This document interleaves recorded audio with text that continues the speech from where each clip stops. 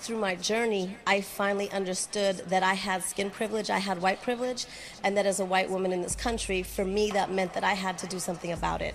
And it's not about guilt or shame, it's about acknowledgement and awareness that there's the original sin is slavery, and that my ancestors did that, and that I benefit from white privilege, racism, and white supremacy every single day that I draw breath.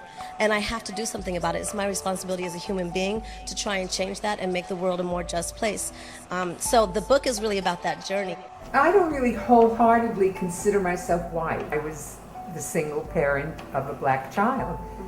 And I knew, it just sort of came naturally to me that he understand that he was the product of two great traditions, the Jews and the Africans.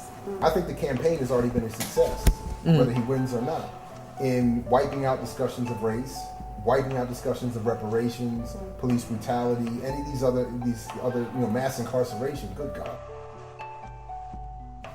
When we are born, we come into this earth naked. We come on this earth naked. Right. Black people know that, but white folks don't know that because they come also white. And you have to hear that. Right. You see, they're covered in whiteness. Right. You see, so they're not naked. And what that means, they come with white privilege. If you have respect for people, white from wrong, you don't have to describe yourself as anti-racist. People will just see it. Marking the day when my family will stop saying American when they mean white. When we will have chucked out our own sense of eternal foreignness. When we can envision the face of America as ourselves. There wasn't a dialogue of what was really going on, why these kids were angry at me. Even at that age, I couldn't articulate it, but I knew that I didn't do anything, but that they had a reason to be mad.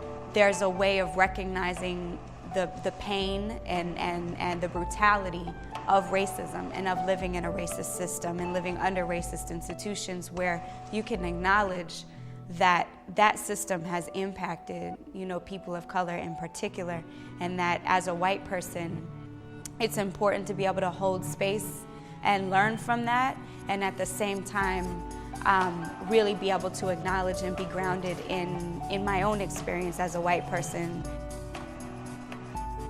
As long as they're Katrinas, as long as we're willing to suspend the rights of young black men on streets all across America just because they're young black men, as long as the Rockefeller laws still imprison black youth at higher rates than their white counterparts, what I ask of those people is don't let the conversation die. If we stop the conversation, then we get frozen in time, and Sean Bell becomes okay. We have to have the conversation until the game is over.